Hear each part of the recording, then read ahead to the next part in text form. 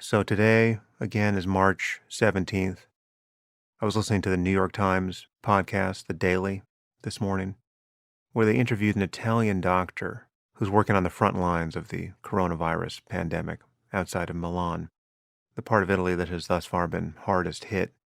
And he's describing the experience of being a doctor in an ICU there. And his emotion comes through, right? He is holding back tears. He's talking about being inundated with desperately ill people and having to triage them with limited resources, literally having to decide whose life to try to save and who to let die. And increasingly, these people are his colleagues, right? Other doctors and nurses who are coming down with COVID-19, the illness born of this virus. And certain things become absolutely clear when listening to this interview.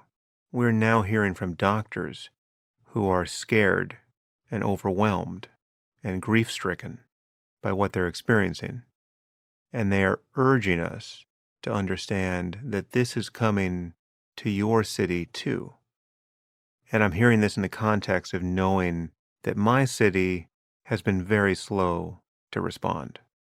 So as I'm listening to this, I can feel that I'm getting anxious.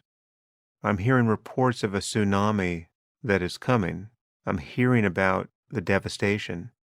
And I know that there is no principle of physics that is going to keep this wave from inundating the spot where I'm currently sitting. So what do I do in that moment? Well, there's part of this change in my emotion that is useful. It's getting me to record this piece of audio, for instance.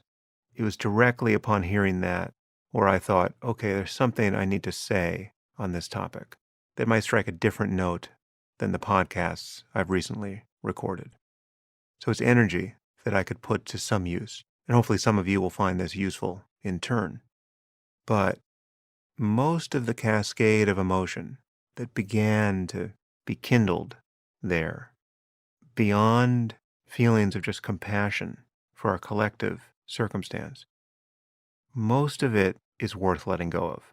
Who I was when I came down to the kitchen to see my wife, it was better for me to be free from anxiety in that moment, right? Because there was nothing that would be helped by my imparting a feeling of urgency. So given my experience with meditation, I was able to notice the machinery here, the thoughts that were getting triggered by listening to this podcast, and the emotions that were being dragged into consciousness by them. And if you don't have enough attention to notice thoughts, they simply seem to become you. If you think, oh my God, we're 10 days behind Italy. In 10 days, our hospitals are going to be just like this. It's worth understanding the probability of that. It's not worth helplessly ruminating about that because you can't notice thoughts arise in your own mind. Again, the difference is not a matter of whether or not thoughts arise. Thoughts will continually arise in your mind. They're arising right now, competing with your ability to even understand what I'm saying. I'm speaking and you're trying to listen, but your mind is also speaking. If you can't notice this process, it just feels like what you are. Paradoxically, you feel identical to each thought as it arises in consciousness. And now there is so much to think about. Health concerns aside, we are witnessing an economic emergency unfold before us. The U.S. stock market dropped more yesterday than it has at any point in history. Even if there were no coronavirus, even if no one had any heightened health concerns, what's happening to the economy at this moment is devastating. Again, part of that emotional arousal will likely be useful. It will get you to pay attention to things that you should pay attention to make decisions. But most of the emotional response will be detrimental to anything you want to do, to your relationships, to your own creative and emotional resources that you'll need even 1 hour from now. If you have work that you can do from home, right? If your career is relatively spared by recent events, how useful is it for you to be feeling excruciating anxiety while doing that work? How many minutes of every hour will it be useful for you to feel terrified? These questions answer themselves, right? So you do want to get a handle on this, whether you ever thought meditation was your cup of tea or not. And all I can promise you is that you can do that, but it takes training.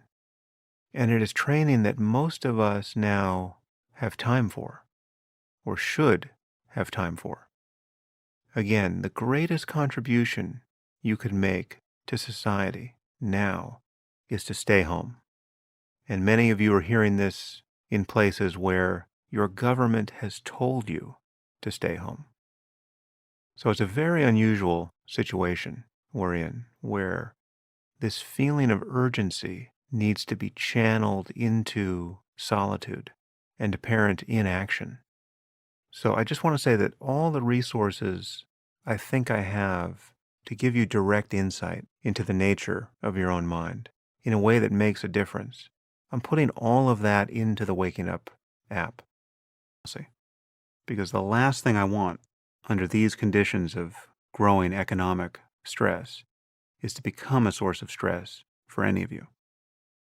And with that, I will leave you to the rest of your day. I just urge you to take a few minutes out of it to pay attention to the nature of your mind.